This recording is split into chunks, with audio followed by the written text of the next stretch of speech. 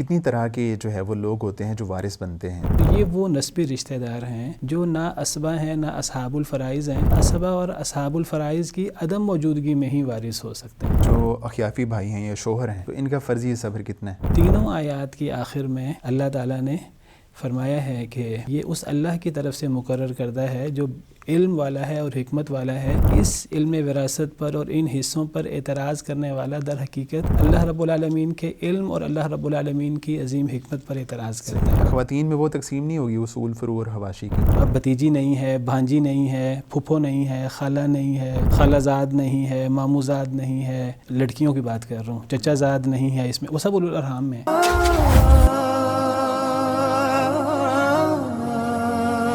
بسم اللہ الرحمن الرحیم. السلام علیکم ورحمۃ اللہ وبرکاتہ. ناظرین کرام، جس طرح کہ آپ جانتے ہیں کہ ہم نے وراثت کا ایک پروگرام سٹارٹ کر رکھا ہے اور اس کے 2 ایپیسوڈ آپ ملاحظہ کر چکے ہیں، اور ڈاکٹر حافظ انس نظر متنی صاحب ہمارے ساتھ موجود ہوتے ہیں. وراثت کے حوالے سے آج بھی بہت ہی اہم چیزیں ہم جو ہے وہ ان سے سیکھنے جا رہے ہیں، ڈسکس کرنے جا رہے ہیں. ہم ان کے بہت زیادہ شکر گزار ہیں کہ انہوں نے ٹائم دیا، تو آپ سے ان کی ملاقات کرواتے ہیں. السلام علیکم ورحمۃ اللہ وبرکاتہ. وعلیکم السلام. آپ سب خیریت سے ہیں؟ ماشاء اللہ. اللہ کا بڑا ہی شکر، اللہ کا احسان. تو وراثت پہ ہم کچھ موضوعات پہ بات کر چکے ہیں، تو آج کا جو ہمارا موضوع ہے اس میں آپ سے یہ پوچھنا چاہوں گا کہ جو ورثاء ہیں، جو وارث بنتے ہیں، تو ایک مورث کے تو ان کی اقسام کیا ہیں؟ کتنی طرح کے جو ہے وہ لوگ ہوتے ہیں جو وارث بنتے ہیں؟ ہم نے پچھلی بعض ایپیسوڈ میں پڑھا تھا کہ ڈسکس کیا تھا کہ اسباب وراثت کیا ہیں. تو اسباب وراثت 3 ہیں، ہم نے پڑھا تھا. ایک نسب، سب سے زیادہ ورثاء نسب سے بنتے ہیں. پھر نکاح، اور ہم نے ذکر کیا تھا کہ نکاح سے صرف شوہر یا بیوی ایک دوسرے کے وارث ہوتے ہیں. دیگر سسرالی جو تعلق والے ہوتے ہیں وہ وارث نہیں ہوتے، نکاح کی وجہ سے دیگر احکامات ان کے ہوتے ہیں. ٹھیک. اور تیسرا ولاد. اگر ان اسباب وراثت کو مد نظر رکھیں تو جو ورثاء بنتے ہیں ان کی 3 مین قسمیں ہو سکتی ہیں. ٹھیک ہے. پہلی قسم ورثاء کی وہ ہے جن کو ہم اصحاب الفرائض کہتے ہیں.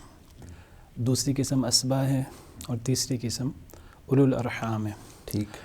اصحاب الفرائض، اصحاب ساتھی والے، اور الفرائض فریضہ کی جمع ہے. فریضہ کہتے ہیں مقرر کردہ حصے کو، تو اصحاب الفرائض یعنی مقرر کردہ حصوں والے. ٹھیک ہے. آپ سب یہ بتائیے گا کہ جو یہ آپ نے اقسام بتائی ہیں یا جو ٹرمز بتائی ہیں، اصحاب الفرائض یا اسبا یا اولو الارحام، یہ نبی کریم صلی اللہ علیہ وسلم نے خود مطلب بتائی ہیں یہ والی اصطلاحات، یا صحابہ نے بتائی ہیں، یا بعد میں فقہاء نے ان کو ڈرائیو کیا ہے؟ دیکھیے، اس میں کچھ تو باقاعدہ حدیث مبارکہ یا قرآن کریم کی نصوص سے لی گئی ہیں. مثال کے طور پر اصحاب الفرائض ہے، تو جیسے میں نے ابھی ذکر کیا فرائض فریضہ کی جمع ہے، تو فریضہ کا لفظ قرآن میں آتا ہے کہ فریضۃ من اللہ، اللہ کی طرف سے یہ حصے مقرر کیے گئے ہیں. اسی طرح ان کو اہل الفرائض حدیث میں کہا گیا ہے. جیسے حدیث مبارکہ میں آتا ہے الحق الفرائض باہلیھا، کہ جو مقرر کردہ حصے ہیں ان کو ان کے اہل کے ساتھ ملا دو. اب اہل فرائض کون ہے؟ یہی اصحاب الفرائض. ٹھیک ہے. تو کچھ ایسے ہیں کہ جن کی ٹرمینالوجی، جن کی اصطلاح وہ جب تدوین ہوئی ان علوم کی تو وہ علماء نے رکھی، لیکن ان علماء نے بھی جو ان کا نام رکھا ہے وہ کتاب و سنت کی نصوص میں جو ان کے لیے استعمال ہوئے الفاظ، تو اسی سے ہی علماء نے یہ نام رکھے ہیں. تو 3 قسمیں ہیں. پہلی قسم اصحاب الفرائض، مقرر کردہ حصوں والے. تو یہ وہ لوگ ہیں جن کے حصے قرآن و سنت میں یعنی ان کو وارث بھی بنایا گیا ہے اور ان کے حصے مقرر کیے گئے ہیں. یعنی گویا کہ ورثاء کی 2 بنیادی قسمیں ہوئیں. ایک وہ ہیں جن کو کتاب و سنت میں باقاعدہ وارث بنایا گیا اور ان کے حصے بھی مقرر کر دیے گئے. حصے مقرر کر دیے گئے سے مراد ہے کہ فلاں کا نصف ہے، ہاف، فلاں کا ربع ہے 1/4، فلاں کا ثلث ہے 1/3. پرسنٹیج ہے وہ بتا دی، ریشو ان کی بتا دی گئی، کل ترکے میں ان کو کس ریشو سے ملے گا. تو یہ اس ریشو کو، اس حصے کو فریضہ کہتے ہیں. تو جن کے یہ حصے طے کیے گئے ہیں، وارث بھی ان کو ڈکلیئر کیا گیا اور ان کی یہ ریشو بھی بتا دی گئی، ان کو اصحاب الفرائض کہتے ہیں. وہ عورتیں بھی ہو سکتی ہیں یا مرد بھی ہو سکتے ہیں، زیادہ تر وہ عورتیں ہیں. اور دوسری قسم ان کے حصوں میں کمی بیشی نہیں ہوتی، کیونکہ یہ اللہ کی طرف سے، رسول اللہ صلی اللہ علیہ وسلم کی طرف سے، وہ بھی اللہ کی طرف سے ہی ہیں، یہ بتائے گئے ہیں۔ دوسری قسم ہے عصبہ۔ عصبہ اس کا مطلب ہوتا ہے کہ مدد کرنے والی جماعت۔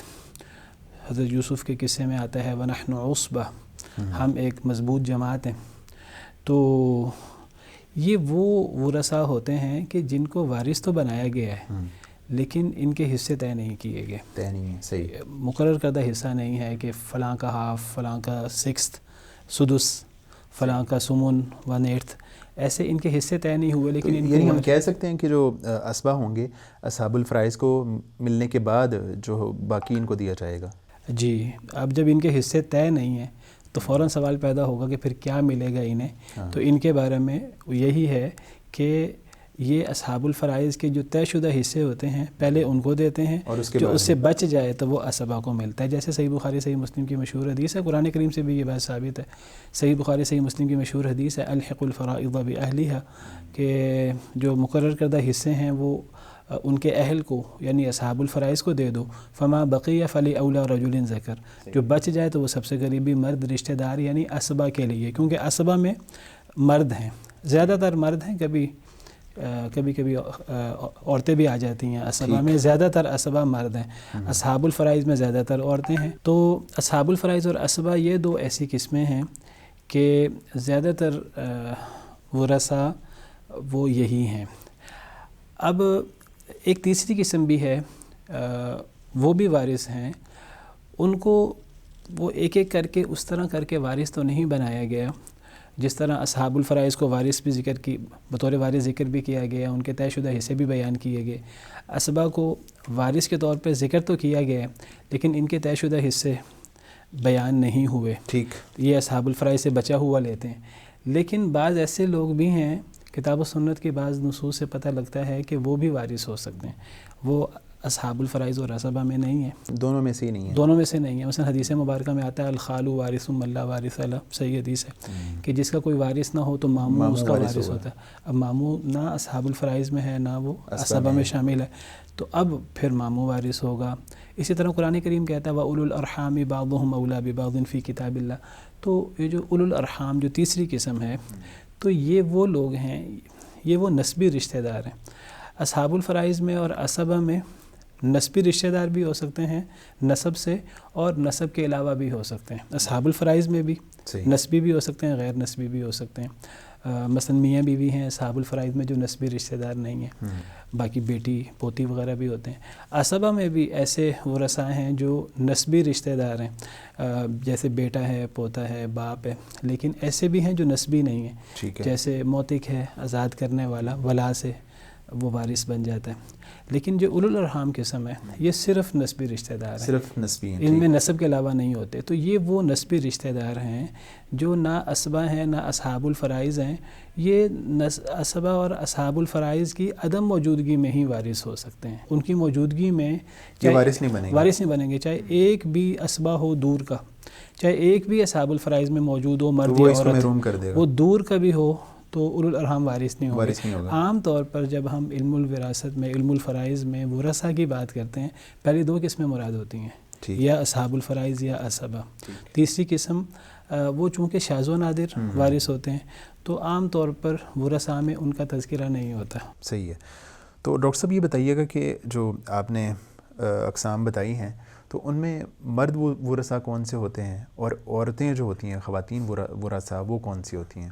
جب میں ورثاء کی تعداد بتاؤں گا، مرد ورثاء کتنے ہیں، عورتیں کتنی ہیں، تو یہ صرف اور صرف اصحاب الفرائض اور اسبا میں سے بتاؤں گا، یہ اولو الارحام میں سے نہیں بتاؤں گا، کیونکہ اولو الارحام وہ شاذ و نادر وارث ہوتے ہیں۔ اس پہ ہم پھر آگے جا کے بات کریں گے یا اس کی ضرورت نہیں ہے؟ وہ تھوڑا سا ٹیکنیکل ہے، اس کے بارے میں کوئی اصولی بات کرنے کی بجائے زیادہ بہتر یہ ہے کہ وہ کبھی کسی کو وہ مسئلہ درپیش ہو تو وہ علماء سے رجوع کر لے، اس کے بارے میں اس طرح کر کے اصولی طور پہ بیان کرنا مشکل ہے۔ تو ہم یعنی اصحاب الفرائض کو ڈسکس نہیں کریں گے، اصحاب الفرائض سے بات کرتے ہیں، ہم اولو الارحام کو ڈسکس نہیں کریں گے، بات نہیں ہم کریں گے، جی ٹھیک ہے۔ ہم اصحاب الفرائض اور اسبا کو ہم ڈسکس کریں گے، اور عام طور پر علم وراثت میں انہی کے حصوں پر ڈسکس کیا جاتا ہے۔ تو میں ایک بات اور بھی وضاحت کر دوں، مرد عورتیں ورثاء کی بات ہوئی، تو اصحاب الفرائض جن کے حصے مقرر ہیں تو یہ زیادہ تر عورتیں ہیں، اگرچہ بعض مرد بھی ہیں اکا دکا، زیادہ تر عورتیں ہیں، اور جو عصبہ ہیں وہ زیادہ تر مرد ہیں۔ اچھا، وہ زیادہ عورتیں نہیں ہیں، اگرچہ ان میں بھی اکا دکا عورتیں ہیں۔ اور اگر موٹی سی بات کریں صرف اصحاب الفرائض اور عصبہ کی، تو زیادہ اہمیت یا جو پہلے وراثت دی جاتی ہے وہ اصحاب الفرائض کو دی جاتی ہے، صحیح ہے، عصبہ کو بعد میں ملتی ہے۔ ٹھیک ہے، بلکہ آپ حیران ہوں گے کئی دفعہ ایسا ہوتا ہے کہ اگر اصحاب الفرائض میں مال مکمل ہو جائے تو عصبہ کے لیے مال بچتا ہی نہیں، ہاں، کیونکہ حدیث مبارکہ ہے الحق الفرائض باہلھا، صحیح بخاری صحیح مسلم کی حدیث ہے کہ اصحاب الفرائض کو مقرر کردہ حصے والوں کو ان کے حصے دے دو، جو بچ جائے تو وہ سب سے قریبی مرد کا ہے، یعنی عصبہ کا ہے۔ مرد زیادہ تر عصبہ ہوتے ہیں، تو پتہ لگا کہ اگر نہ بچے تو وہ مرد کو نہیں ملے گا، تو وارث نہیں ہوگا۔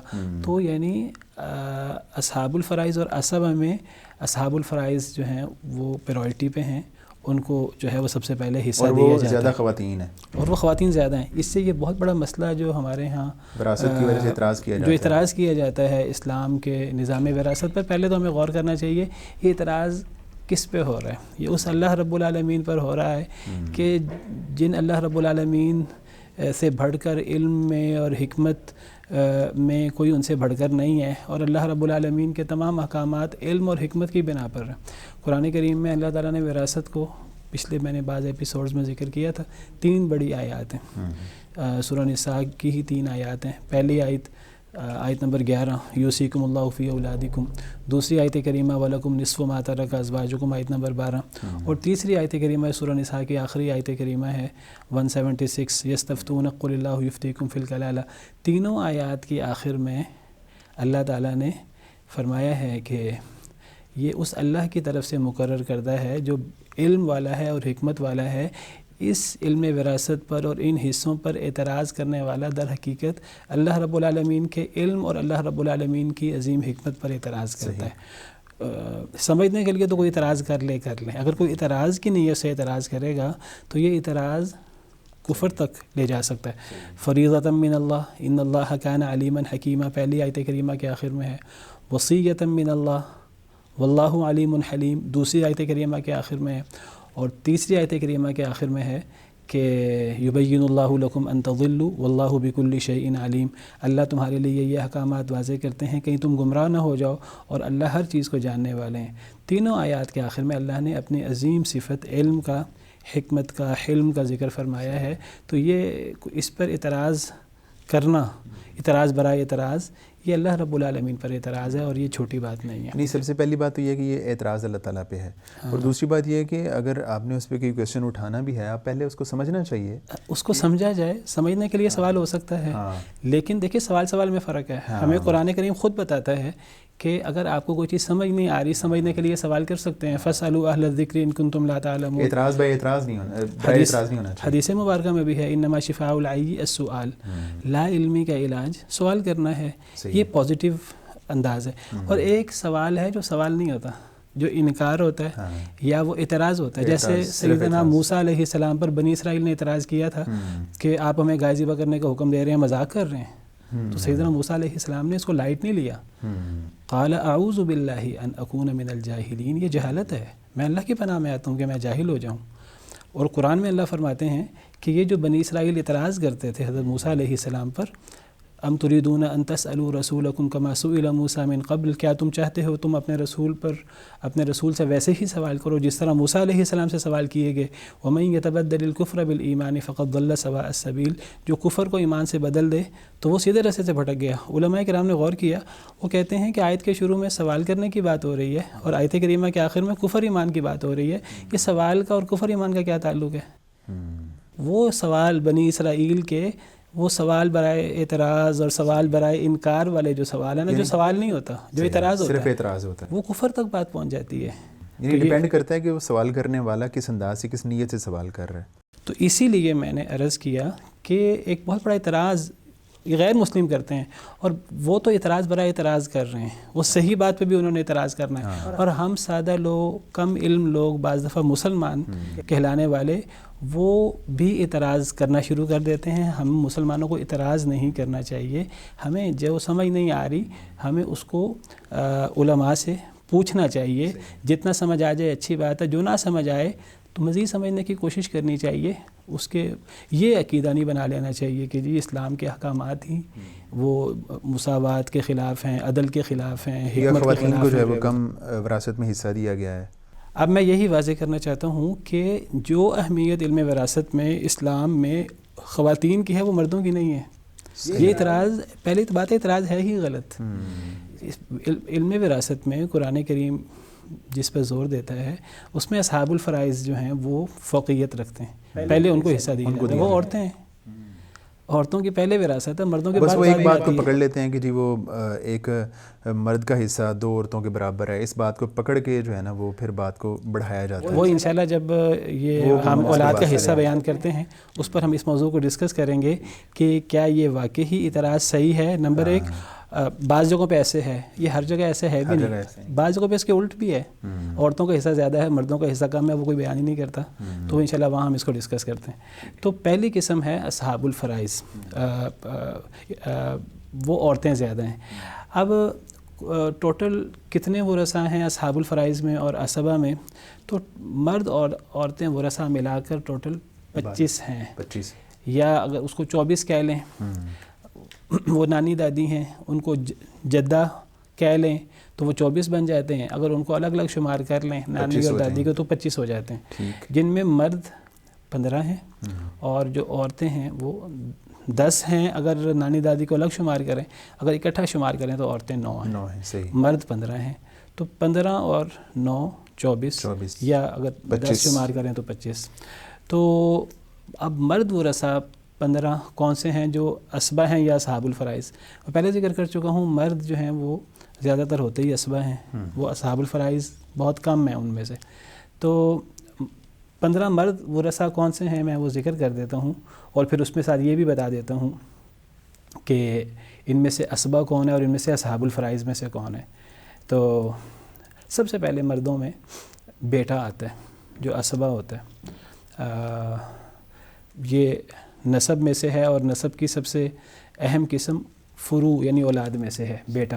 بیٹا ہمیشہ عصبہ ہوتا ہے، یہ کبھی اصحاب الفرائض میں سے نہیں ہوتا۔ بیٹے کے بعد پھر پوتا آتا ہے، اور یہ بھی عصبہ ہوتا ہے۔ ٹھیک۔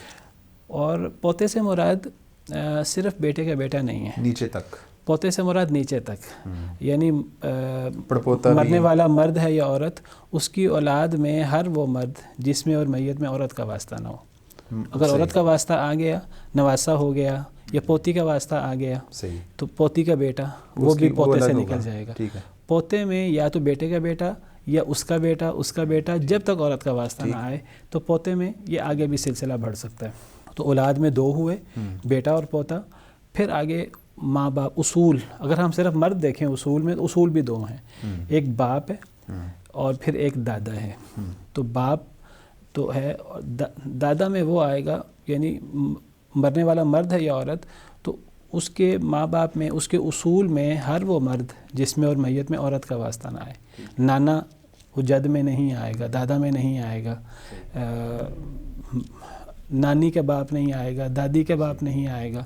اس میں صرف باپ کا باپ، دادا کا باپ، پردادا کا باپ، اوپر تک سب آ جائیں گے۔ تو یہ 2 باپ اور دادا، یہ اصول میں، اور یہ کیا ہوتے ہیں، یہ اصحاب الفرائض میں سے بھی ہوتے ہیں، کبھی دادا اور باپ اور دادا، کبھی یہ اصحاب الفرائض میں سے ہوتے ہیں اور کبھی یہ عصبہ میں سے ہوتے ہیں۔ ڈاکٹر صاحب یہ بتائیے گا کہ مطلب جو ایک باپ کا حصہ ہے اور یا دادا کا حصہ ہے، دونوں میں فرق ہے نا؟ باپ کا حصہ مختلف ہوگا، دادا کا مختلف ہوگا، تو جو دادا سے اوپر ہوگا، نہیں، دونوں کا ایسا فرق نہیں ہوتا۔ اصل میں اگر تو باپ ہے تو باپ کا حصہ ہوگا. اگر باپ نہیں ہوگا پھر دادا کا اتنا ہی حصہ ہوگا. اگر باپ کے ساتھ دادا موجود ہے تو دادا وارث نہیں ہوگا. جس طرح بیٹے کے ساتھ پوتا موجود ہے تو بیٹے کی موجودگی میں پوتا وارث نہیں ہوگا. بیٹا نہیں ہے تو پوتا وارث ہوگا. اسی طرح باپ موجود ہے تو باپ وارث ہوگا, ورنہ وہ دادا وارث نہیں ہوگا. اور اگر باپ نہیں ہے تو دادا باپ کے قائم مقام ہو جائے گا, اتنا ہی حصہ ملے گا جتنا باپ کو ملے گا. اور اگر دادا بھی نہیں ہے تو پھر دادا بن جائے گا, اور اس کا وہی حصہ ہے جو باپ کا ہے, جو باپ کا تھا. اور اسی طرح اس سے بھی اوپر چلے جائیں. صحیح. تو الاقرب فالاقرب کا اصول ہے وراثت میں. الاقرب نہیں ہے تو دور والا اس کی جگہ پر آ جائے گا. تو یہ دونوں باپ اور دادا یہ اصحاب الفرائض بھی ہوتے ہیں, اور یہ ان کا بعض حصے فرضی ہیں, مقرر کردہ حصے ہیں, بعض حصے ان کے عصبی ہیں, جیسے انشاءاللہ آگے ہم ڈسکس کریں گے. تو دادا بھی باپ کی عدم موجودگی میں وہ اسی طرح اصحاب الفرائض میں سے بھی ہوتا ہے اور عصبہ میں سے بھی ہوتا ہے.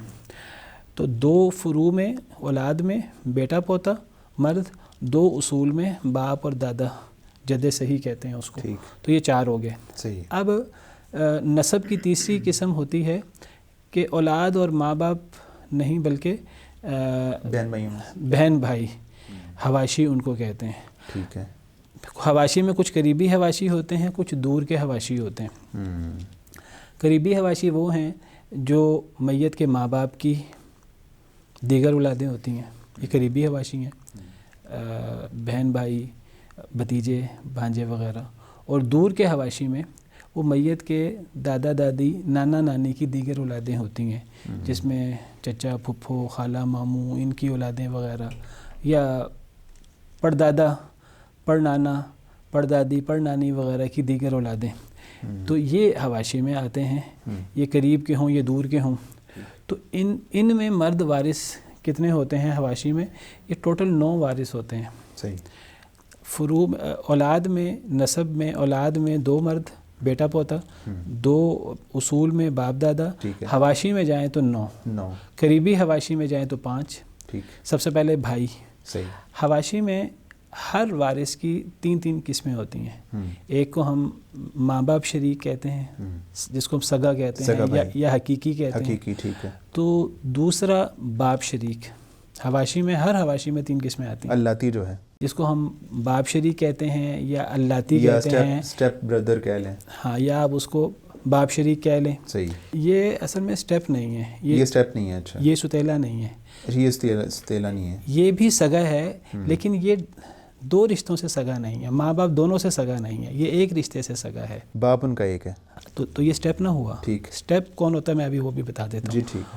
اور تیسرا ہوا ماں شریک, جس کو آپ مادری بھائی کہہ لیں, اخیافی, یا ماں شریک بھائی کہہ لیں, یا اخیافی بھائی کہہ لیں. یہ بھی سٹیپ نہیں ہے, یہ بھی سگا ہے, لیکن یہ ماں کی طرف سے سگا ہے, صرف ماں کی طرف سے, باپ کی طرف سے. باپ الگ الگ ہیں دونوں کے. باپ الگ الگ ہیں. تو پہلی قسم بھائیوں کی ہوئی جو ماں باپ دونوں سے سگا ہے میت کے. دوسری قسم جو صرف باپ سے سگا ہے, ماں الگ الگ ہے. تیسری قسم جو ماں سے سگا ہے, باپ الگ الگ ہے. ایک چوتھی قسم بھی ہوتی ہے, اس کو آپ سٹیپ کہہ سکتے ہیں, ستیلا کہہ سکتے ہیں. وہ جو نہ ماں کی طرف سے سگا ہے نہ باپ کی طرف سے سگا ہے. اچھا. اس کی کیا مثال ہوگی؟ اس کی مثال یہ ہوگی کہ فرض کر لیں کہ اگر ایک مرد ہے, اس نے اپنی بیوی کو طلاق دی ہوئی ہے, یا اس کی بیوی فوت ہو گئی ہے, اس کا ایک بیٹا موجود ہے, تو وہ ایک ایسی عورت سے شادی کر لیتا ہے جس عورت کو طلاق ہوئی ہے, جس کے پہلے بچے ہیں, یا وہ بیوہ ہے, اس کا بھی بیٹا موجود ہے. پہلے خاوند سے بیٹا موجود ہے. تو مرد کا بھی بیٹا موجود ہے پہلے سے, عورت کا بھی پہلے سے بیٹا موجود ہے. یہ آپس میں اجنبی ہیں. یہ اگر آپس میں شادی کر لیتے ہیں, صحیح ہے, تو ان کے آپس میں شادی کرنے سے جو ان کی پہلے سے اولادیں ہیں, اب اس شادی کے نتیجے میں نئی اولاد جو پیدا ہو اس کی بات نہیں میں کر رہا, جو پہلے سے اولادیں ہیں. ٹھیک ہے. اب بعض دفعہ معاشرے میں لوگ ان کو بھی کہتے ہیں یہ بھائی ہیں, لیکن وہ بھائی یا بہن بھائی نہیں ہوتے. ہاں, یہ ستیلے ہیں. یہ ستیلے ہیں. ٹھیک. ان کے لیے نہ وراثت ہے, نہ ان کے لیے, نہ ان کا, یہ محرم بھی نہیں ہے. یہ محرم بھی نہیں ہوتے. اگر یہ ایک لڑکا ایک لڑکی ہو, محرم بھی نہیں ہوتے. ان کی آپس میں شادی بھی ہو سکتی ہے. لیکن جو باقی 3 قسمیں میں نے بتائی ہیں, جو ماں باپ کی طرف سے شریک ہوں, یا باپ کی طرف سے شریک ہوں, یا صرف ماں کی طرف سے شریک ہوں, ان میں اگرچہ درجہ بندی کا فرق ہے, تینوں کی وراثت بھی ہوتی ہے. سیم. सेम नहीं होती, ठीक, फ़र्क होती है, लेकिन वारिस तीनों हैं, वारिस हैं, और एक दूसरे के महरम भी होते हैं अगर वो लड़का लड़की हों, और इनमें शादी भी नहीं हो सकती। ठीक है। तो ये हवाशी में जितना भी आएगा, भाई हों, बहनें हों, भतीजे हों, भांजे हों, ये सब में 3-3 किस्में होती हैं, मर्द हों, औरतें हों, सिर्फ हवाशी में 3 किस्में होती हैं। तो इसमें सगा भाई, बाप शरीक भाई, माँ शरीक भाई, ये तीनों आगे, फिर उसके बाद भतीजे जो इनकी औलाद है। तो इनकी औलाद में सिर्फ बेटे वारिस होते हैं। सगे भाई का बेटा भी वारिस होता है जिसको सगा भतीजा कहते हैं, और वो सिर्फ खुद नहीं, नीचे तक जब तक औरत का वास्ता ना आए, इसको सगा भतीजा कहते हैं। 5वां फ़र्द है कि बाप शरीक भाई का बेटा, या जिसको बाप शरीक भतीजा कह लें, अल्लाती भतीजा कह लें, तो ये अल्लाती भाई का बेटा नीचे तक उसका पोता भी हो सकता है, उसका पड़पोता भी हो सकता है, जब तक औरत का वास्ता ना आए। अब एक छठी किस्म बननी चाहिए कि वो जो माँ शरीक भाई था वो ख़ुद वारिस है, क्या उसका बेटा भी वारिस है, ख़ियाफ़ी भतीजा? तो ख़ियाफ़ी भतीजा इसमें नहीं आता, वो उलुल अरहाम में चला जाता है। अच्छा, बल्कि याद रखें कि माँ शरीक भाई के अलावा जितने माँ शरीक हैं, चाहे वो भतीजा हो, चाहे वो भतीजी हो, माँ शरीक, चाहे वो चचा हो, चाहे वो मामू हो, चाहे वो फूफो हो, ये सब उलुल अरहाम में है। ख़ियाफ़ी में सिर्फ माँ शरीक भाई ये वारिस होता है। कुरान करीम में इसको बाकायदा बतौर नस इसको वारिस करार दिया गया है, तो ये अकेला होता है। तो करीबी हवाशी में 5 मर्द वारिस हैं, सगा भाई, बाप शरीक भाई, माँ शरीक भाई, इनके हिस्से फ़र्क है, ठीक है, और फिर सगा भतीजा और बाप शरीक भतीजा, माँ शरीक भतीजा नहीं, ठीक हो गया। अच्छा, भांजा वो वारिस नहीं है, यानी वारिस ना होने से मुराद है कि असबा या असहाबुल फ़राइज़ में नहीं आएगा, उलुल अरहाम में चला जाएगा। ठीक है, उस सूरत में मिल सकता है उसको, वो चाहे सगा हो, चाहे बाप शरीक हो, चाहे माँ शरीक हो, यानी अगर असहाबुल फ़राइज़ और असबा नहीं होंगे तो फिर उसको मिल सकता है, वो उलुल अरहाम में आ जाएगा। एक भी ना हुआ इनमें से तो वो वारिस हो सकता है। सही है। तो भाई की औलाद में सिर्फ ये 5 वारिस हैं। अब अगर हम थोड़े से दूर के हवाशी में चले जाएं, वो चचा या चचा की औलाद, तो चचा में भी 3 किस्में हैं, सगा चचा, बाप शरीक चचा, माँ शरीक चचा।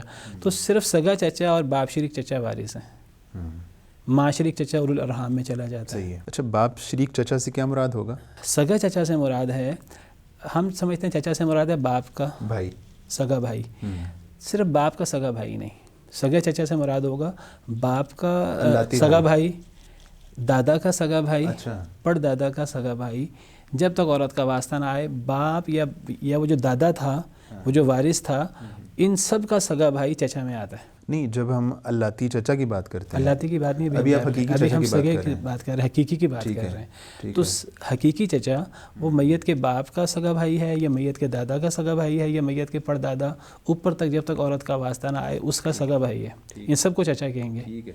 यानी मिसाल के तौर पे अगर मैयत का बाप मौजूद नहीं है तो, और बाकी भी वो रसा मौजूद नहीं है, तो वो जो चचा है मैयत का, वो वारिस बनेगा। मैयत के बाप का सगा भाई वारिस होगा, वो ना है, वो नहीं है तो मैयत के दादा का सगा भाई अगर मौजूद है तो वारिस, अगर वो मौजूद है तो, क्योंकि मैयत की वफ़ात के वक्त उसका ज़िंदा होना ज़रूरी है। अगर वो भी नहीं है, दादा का सगा भाई, परदादा का सगा भाई मौजूद है, वो वारिस बन जाएगा बतौर चचा।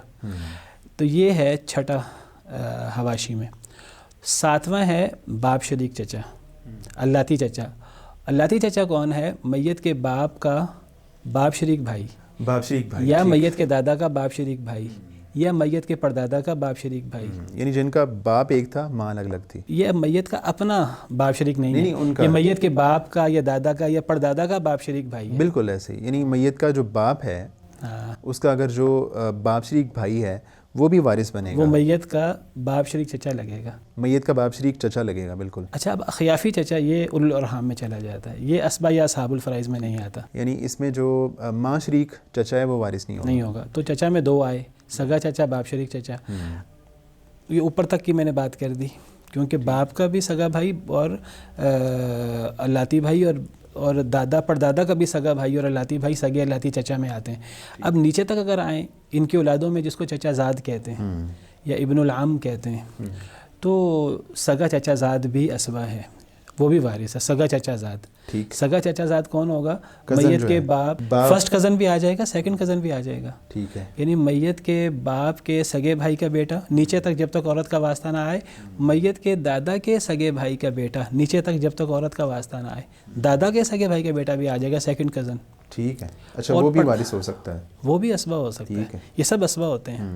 اور میت کے پڑدادا کے سگے بھائی کا بیٹا نیچے تک جب تک عورت کا واسطہ نہ آئے ان کو بھی حقیقی چچا زاد میں شمار کریں گے. حقیقی چچا زاد میں شمار کریں گے. یہ صرف ایک نہیں ہے کہ میت کے بس سگے چچا کا بیٹا نہیں، میت کے دادا کے سگے بھائی کا بیٹا بھی، سیکنڈ بھی، تھرڈ کزن بھی، سب اس میں آئیں گے. ٹھیک ہے. اور ہم نے کہا اس میں پھر یہی معاملہ اللاتی چچا زاد کا بھی ہے. تو باپ شریک جو ہے، میت کے باپ کا باپ شریک بھائی، اس کا بیٹا نیچے تک جب تک عورت کا واسطہ نہ آئے، یا میت کے دادا کے باپ شریک بھائی کا بیٹا نیچے تک جب تک عورت کا واسطہ نہ آئے، یہ اتنے زیادہ ہیں نسب سے کہ یہ بہت زیادہ ورثاء ہیں. ٹھیک. تو جو بھی میت کا نسب سے وارث بن سکتا ہے جب تک عورت کا واسطہ نہ آئے تو وہ اسبا میں آ جائے گا.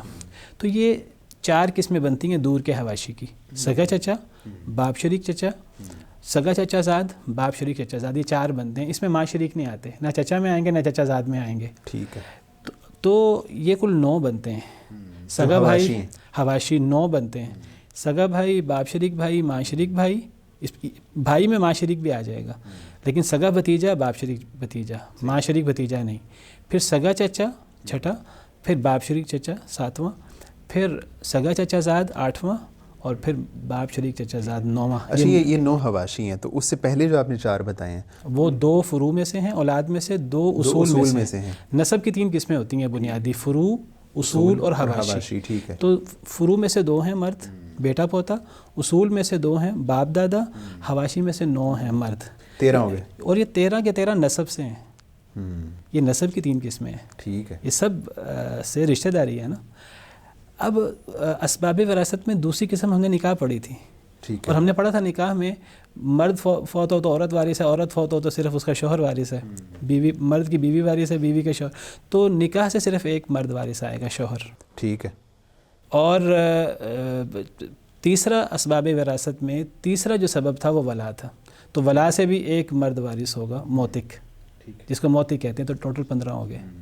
موتق کی ذرا وضاحت کیجیے کہ نہیں جو جس غلام کو آزاد کیا گیا، جس نے آزاد کیا، تو اب اگر اس کے سگے اس کے رشتہ دار نہیں ہوں گے، موجود نہیں ہیں، تو پھر وہ سارے مال کا وارث بن جائے گا. نہیں، اس کو پہلے آزاد کیا ہوا ہو، یا مطلب اگر اس نے آزاد نہیں کیا اس کو اور وہ فوت ہو گیا، پھر وہ تو ہم پڑھ چکے ہیں موانع وراثت میں غلام وارث. وہ غلام وارث نہیں ہوگا. اگر اس نے آزاد کیا ہوا تھا تب وہ وارث ہوگا. اس کے اگر اس کے اپنے رشتہ دار نہیں ہیں، بیٹا، باپ، بھائی وغیرہ، تو پھر یہ موتق اس کا وارث بن جائے گا. تو ٹوٹل اب 15 ورثاء ہیں. ان 15 مرد ورثاء میں 11 صرف اسبا ہیں. ٹھیک. آپ سمجھے، یعنی 15 میں سے 11 صرف اسبا ہیں. ان میں سے 2 ہیں جو صرف اصحاب الفرائض ہیں. ایک اخیافی بھائی، یہ اصحاب الفرائض میں سے ہے، یہ اسبا نہیں ہوتا. اچھا. یہ اسبا کیوں نہیں ہوتا؟ اس کی وجہ بھی بتا دیتا ہوں. کیونکہ کسی بھی میت کا اخیافی بھائی یہ اس خاندان میں سے نہیں ہوتا. کیوں خاندان میں سے نہیں ہوتا؟ اخیافی بھائی کون ہے؟ کہ جن کی ماں ایک ہے، باپ مختلف ہے. باپ مختلف ہیں. ہاں. تو آپ دیکھیے جس کے باپ مختلف ہیں تو وہ ضروری نہیں، وہ یہ بھی ممکن ہے ایک عورت نے 2 ایک ہی خاندان کے مردوں سے شادی کی ہو، ایک ہی ذات کے 2 مردوں سے. اور یہ بھی ممکن ہے ایک عورت کے 2 شوہر وہ الگ الگ ذاتوں کے، الگ الگ خاندانوں کے ہوں. تو یہ دونوں، اب نسب تو باپ سے چلتا ہے نا، تو اب وہ ان کی مائیں تو ایک ہیں لیکن باپ فرق ہیں. تو جہاں نسب چینج ہو گیا تو وہ پھر اسبا نہیں بنے گا. اسبا سارے وہ ایک نسب کے ہوتے ہیں. ٹھیک ہے. تو خیافی جو بھائی ہے وہ اصحاب الفرائض میں سے ہوتا ہے. دوسرا جو اصحاب الفرائض میں سے وہ شوہر ہے. اور شوہر کا اور عورت کا خاندان ضروری نہیں ایک ہو. بعض دفعہ ایک ہی خاندان میں شادی ہو جاتی ہے. ضروری نہیں کہ دونوں جٹ ہوں، دونوں آرائی ہوں، یا دونوں ہاشمی ہوں، ایک خاندان ہو. ان کا خاندان چینج بھی ہو سکتا ہے. صحیح ہے. تو شوہر بھی اصحاب الفرائض میں سے ہوتا ہے. ان 15 میں سے 2 تو صرف اصحاب الفرائض ہیں، اسبا نہیں ہیں. باپ اور دادا یہ اصحاب الفرائض، یہ اسبا بھی ہیں اور ان کے بعض فرضی حصے بھی ہیں. باقی جو 11 ہیں وہ صرف اسبا ہیں. نہیں تو جو اخیافی بھائی ہیں یا شوہر ہیں تو ان کا فرضی حصہ پھر کتنا ہے؟ وہ ابھی ہم کس کا کتنا حصہ ہے وہ ابھی ہم پڑھتے ہیں. ان کا طے شدہ حصہ ہے. جو اسبا ہیں ان کا حصہ طے شدہ نہیں ہوتا. اسبا جو ہے وہ آپ سمجھیے کہ چونگے کا حصہ لیتے ہیں، بچا ہوا لیتے ہیں. ان کا طے شدہ حصہ نہیں ہے. اور آپ دیکھیے 15 ورثاء میں 13 ورثاء اسبا ہیں. ان میں سے باپ اور دادا اسبا ہونے کے ساتھ ساتھ اصحاب الفرائض بھی ہو جاتے ہیں. اگر ان کا حصہ ختم ہو جائے باپ دادا کا تو ان کا فرضی حصہ لوٹ آتا ہے. تو 13 اسبا ہیں، ان 13 میں سے 2 فرضی بھی لے لیتے ہیں اور 2 صرف فرضی حصہ لیتے ہیں، تو ٹوٹل 15 ہیں.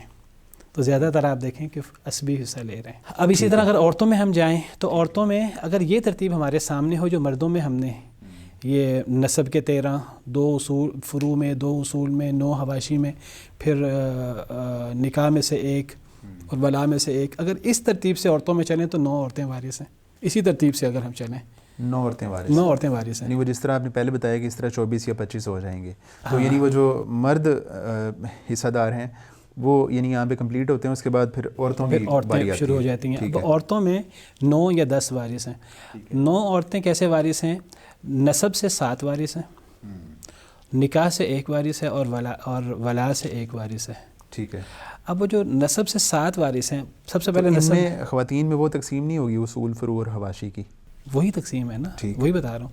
عورتوں میں 7 کیسے ہیں؟ فروع میں سے 2، جس طرح فروع میں مرد 2 تھے، بیٹا پوتا، تو عورتوں میں بھی 2 ہیں، بیٹی پوتی. اور بیٹی سے مراد کیا ہے؟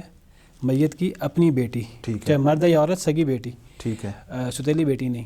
اور پوتی سے کیا مراد ہے؟ جس طرح پوتے میں ہم نے کہا تھا یہ نیچے تک جا سکتی ہے پوتی، لیکن میت کی اولاد میں ہر وہ لڑکی جس میں اور میت میں عورت کا واسطہ نہ آئے، عورت کا واسطہ، مرد کا واسطہ رہے. بیٹی کی بیٹی پوتی نہیں ہے، وہ نواسی ہو جائے گی. پوتی کی بیٹی بھی پوتی نہیں ہے، وہ پوتی نہیں ہوگی، وہ نواسی کے قائم مقام ہے. لیکن بیٹے کی بیٹی یہ پوتی ہے، پوتے کی بیٹی یہ بھی پوتی کے قائم مقام ہے، پڑ پوتے کی بیٹی یہ بھی پوتی کے قائم مقام ہے. تو فروع میں 2 عورتیں، بیٹی پوتی. اصول میں 2 عورتیں، جس طرح ہم نے مردوں میں 2 مرد پڑھے تھے، باپ اور دادا، تو عورتوں میں بھی اسی طرح 2 ہیں، ایک ماں اور ایک جدہ. جدہ کی 2 قسمیں ہوتی ہیں، ایک نانی اور ایک دادی. بعض لوگ ان کو الگ الگ شمار کر لیتے ہیں تو 3 بنا لیتے ہیں، بعض لوگ ان کو ماں اور جدہ کہہ کے 2 ہی بنا لیتے ہیں. تو اگر 2 بنائیں تو عورتوں میں اصول میں بھی 2 ہیں، جس طرح مردوں میں 2 ہیں باپ دادا، ان میں بھی 2 ہی ہیں. ٹھیک ہے، ماں، نانی، دادی یا جدہ اس کو کہہ لیں. ٹھیک ہے. اب اگر حواشی میں آئیں، مردوں میں حواشی کتنے تھے؟ 9 تھے، قریب کے 5 اور دور کے 4. عورتوں میں حواشی صرف 3 ہے. 3 ہے، ٹھیک، صرف قریبی ترین. صحیح. وہ جو مردوں میں ہم نے سب سے پہلے 3 پڑھے تھے نا، عورتوں میں صرف وہ سب سے پہلے 3 والے وارث، وہ جو بھائی تھے. یہاں سگی بہن آئے گی، باپ شریک بہن آئے گی، ماں شریک بہن آئے گی. اللہ تیرا خیافی. اس میں اب وہ جو نیچے تھے نا بھتیجیاں، وہ نہیں آئیں گی. یعنی اب سگے بھائی کی بیٹی بھی اسبا یا اصحاب الفرائض میں سے نہیں ہے، اولو الارحام میں چلی جائے گی بھتیجی. صحیح. باپ شریک بھائی کی بیٹی بھی چلی جائے گی. وہاں چچا تھا تو یہاں پھپھو آئے گی، پھپھو بھی اولو الارحام میں ہے، سگی ہو اللاتی ہو. اسی طرح چچا کی بیٹی، سگے چچا کی بیٹی، وہ بھی وارث نہیں ہوگی، اللاتی چچا کی بیٹی. تو حواشی میں عورتوں میں صرف 3 وارث ہیں، سگی بہن، باپ شریک بہن، ماں شریک بہن. تو یہ ٹوٹل 2 فروع میں بیٹی پوتی، 2 اصول میں ماں جدہ، اور 3 حواشی میں 7. اور 7 نسب سے ہوئی عورتیں، اور 1 ہوئی نکاح سے، وہ بیوی، وہاں شوہر تھا یہاں بیوی. اور 1 ولا سے، وہاں موتق تھا تو یہاں موتقہ. ٹھیک. اب یہ جو 9 عورتیں ہیں جو وارث بنتی ہیں، ان میں اسبا کون ہے، اصحاب الفرائض کون ہے؟ میں نے کہا تھا کہ عورتوں میں زیادہ تر اصحاب الفرائض ہیں. ان میں سے 5 تو ایسی ہیں جو صرف اصحاب الفرائض ہوتی ہیں. اچھا. جو صرف اصحاب الفرائض ہوتی ہیں، وہ کون کون ہیں؟ وہ ماں ہے اور جدہ ہے. ماں اور جدہ، ٹھیک ہے، یہ صرف اصحاب الفرائض میں سے ہیں. کیونکہ ماں اور جدہ کا خاندان، وہ میت والا خاندان ضروری نہیں میت والا خاندان ہو. آپ ہیں اور آپ کی والدہ ہیں، باہر سے بھی ہو سکتا ہے. آپ کا اور آپ کی والدہ کا خاندان چینج ہو سکتا ہے، کیونکہ والدہ تو نانا کی بیٹی ہے نا، تو نانا کا اور آپ کا خاندان چینج ہو سکتا ہے. یہی معاملہ جدہ کا بھی ہے، نانی دادی کا. اسی طرح جو ماں شریک بہن ہے، ٹھیک ہے، یہ بھی صرف اصحاب الفرائض میں سے ہوتی ہے، اس کا بھی خاندان چینج ہوتا ہے. ٹھیک ہے. اسی طرح بیوی، یہ بھی اصحاب الفرائض میں سے ہے، ٹھیک ہے، کیونکہ اس کا بھی خاندان چینج ہوتا ہے. 4 ہیں جو صرف اصحاب الفرائض میں سے ہیں. ٹھیک ہے. 4 وہ ہیں جو اصحاب الفرائض میں سے بھی ہوتی ہیں اور اسبا میں سے بھی ہوتی ہیں. اچھا، ٹھیک ہے. وہ ہیں بیٹی پوتی اور سگی بہن اور باپ شریک بہن. یہ کبھی فرضی حصہ لیتی ہیں، کبھی اسبی حصہ لیتی ہیں. اور یہ چاروں، ان کا خاندان میت والا خاندان ہوتا ہے. آپ کا اور آپ کی بیٹی کا خاندان ایک ہوتا ہے، آپ کا اور آپ کی پوتی کا خاندان ایک ہوتا ہے، آپ کا اور آپ کی سگی بہن کا خاندان ایک ہوتا ہے، آپ کا اور آپ کی باپ شریک بہن کا جو باپ سے آپ کی بہن بنتی ہے باپ کی طرف سے، اس کا خاندان ایک ہوتا ہے، لیکن یہ ہیں عورتیں، تو یہ عصبی حصہ لیں گی اگر یہ عصبی حصہ ان کو مل رہا ہے، ان کے بھائی موجود ہیں. اگر ان کو عصبی حصہ نہیں مل رہا تو یہ فرضی حصہ لے لیں گی. یہ تو پہلے ان کو عصبی دیا جائے گا یا پہلے فرضی حصہ؟ اصل میں جب ان کے ساتھ بھائی آتے ہیں نا مرد، تو یہ عصبی حصہ لینے پر مجبور ہوتی ہیں. اگر ان کے ساتھ ان کا بھائی آ جائے تو، میت کی بیٹی کے ساتھ میت کا بیٹا آ جائے، وہ جو بیٹا ہے وہ بھی تو وہ عصبہ ہے، لیکن اس کے ساتھ بیٹی آئے گی تو بیٹی کو، بیٹا اتنا مضبوط عصبہ ہے، وہ اپنے ساتھ میت کی بیٹی کو جو اس کی بہن ہے وہ اسے عصبہ بننے پر مجبور کر دے گا. نہیں تو وہ خود بھی تو عصبہ ہے نا؟ خود بھی عصبہ ہے، اس کے ساتھ میت کی بیٹی بھی عصبہ بنے گی. اس میں کچھ آگے تفصیل ہے. یعنی اگر وہ بیٹا نہ ہو تو پھر وہ عصبہ نہیں اصحاب ہوگی؟ الفرائض میں سے ہوتی ہے. ٹھیک ہو گئے. وہ بیٹے کی، وہ جو قرآن میں ہے نا للذکر مثل حظ الانثیین، یہ جو سنگل ڈبل کا سارا معاملہ ہے، یہ سارا انہی میں ہی ہے. یہ ان 4 عورتوں میں بیٹی پوتی، میت کی بیٹی میت کے بیٹے کے ساتھ عصبہ ہوتی ہے اور ہاف لیتی ہے بیٹے سے. میت کی پوتی میت کے پوتے کے ساتھ عصبہ ہوتی ہے، ہاف لیتی ہے پوتے سے. ٹھیک ہے. اور دوسرے 2 کون سے؟ وہاں سگی بہن اور اللاتی بہن. تو سگی بہن میت کے سگے بھائی کے ساتھ عصبہ ہوتی ہے، ہاف لیتی ہے سگے بھائی سے. اور میت کی اللاتی بہن میت کے اللاتی بھائی کے ساتھ عصبہ ہوتی ہے، ہاف لیتی ہے. اگر ان کے ساتھ میت کا بیٹا پوتا سگا بھائی باپ شریک بھائی نہ ہو تو یہ فرضی حصہ لیتی ہیں. پھر فرضی حصہ لیتی ہیں. ٹھیک. پھر فرضی حصہ لیتی ہیں. تو پھر ان کے وہ طے شدہ حصے ہیں، وہ آگے ہم اس کو ڈسکس کرتے ہیں انشاءاللہ. تو 4 عورتیں ایسی ہیں جو صرف فرضی حصہ لیتی ہیں، 4 ماں جدہ خیافی بہن اور بیوی، اور 4 عورتیں ایسی ہیں جو فرضی حصے کے ساتھ ساتھ عصبی حصہ بھی لیتی ہیں. ٹوٹل 8 ہو گئیں. یعنی 8 ایسی عورتیں ہیں جو فرضی حصہ لیتی ہیں، ان میں سے 4 عصبی حصہ بھی لے سکتی ہیں. ایک ہے موتقہ، وہ ہمیشہ عصبی حصہ لیتی ہے، فرضی حصہ نہیں لیتی. تو عورتیں آپ دیکھیے 9 میں سے 8 اصحاب الفرائض میں سے ہیں. مرد 15 میں سے 13 عصبہ ہیں. ٹھیک. 2 ان میں سے اصحاب الفرائض بھی ہو سکتے ہیں اور 2 ایسے ہیں جو صرف اصحاب الفرائض ہوتے ہیں. تو یہ تفصیل ہے. ٹوٹل 24 ورثاء مرد عورتیں جو عصبہ یا اصحاب الفرائض ہوتے ہیں. ٹھیک ہے. باقی جو ہیں وہ اولو الارحام میں سے ہوں گے اور وہ صرف نسبی ہوں گے. جو بھی نسب سے رشتہ دار بن رہا ہے جو عصبہ یا اصحاب الفرائض میں سے نہیں آ رہا وہ اولو الارحام ہوں گے، وہ اولو الارحام میں سے ہوگا. وہ اصحاب الفرائض یا عصبہ کی عدم موجودگی میں ہی وارث ہو سکتے ہیں، ورنہ وارث نہیں ہو سکتے. یعنی مطلب بتایا جا سکتا ہے فگر کہ وہ اتنے ہیں اور یہ ہیں، یا وہ یہ نہیں بتایا جا سکتا؟ وہ بہت زیادہ ہیں. اچھا. لیکن وہ دور کے ہیں، یہ قریب کے ہوتے نسب سے ہیں. جو باقی سارے نسب کے تعلق والے ہیں وہ اولو الارحام ہوتے ہیں، جو ان 24 میں نہیں آتے. ٹھیک ہے. یعنی نسب سے باہر نہیں ہوتے. مثلا ہم نے کہا حواشی میں عورتوں میں صرف 3 وارث ہیں. اب بھتیجی نہیں ہے، بھانجی نہیں ہے، پھپھو نہیں ہے، خالہ نہیں ہے، خالہ زاد نہیں ہے، مامو زاد نہیں ہے، لڑکیوں کی بات کر رہا ہوں، چچا زاد نہیں ہے. اس میں وہ سب اولو الارحام میں ہیں، وہ زیادہ ہیں ان سے. جی ڈاکٹر صاحب بہت شکریہ آپ کی آمد کا، اللہ تعالیٰ آپ کو جزائے خیر دے. ناظرین کرام، یہ آج ہم نے بات کی ہے کہ جو ورثاء ہوتے ہیں ان کی اقسام کتنی ہوتی ہیں. وہ 24 یا 25 اقسام ہیں. تو ڈاکٹر صاحب نے اس میں بتایا ہے کہ ان میں سے جو مرد ورثاء کون سے ہیں، خواتین ورثاء کون سی ہیں. اس پہ آج ہم نے مطلب بات کر لی ہے. اگلے پروگرام میں ہم بات کریں گے کہ یہ جو ورثاء ہم نے آج جن کو ڈسکس کیا ہے ان کے حصے کتنے ہوتے ہیں اور ان کی مطلب کس ریشو سے ان کو جو ہے وہ وراثت دی جائے گی.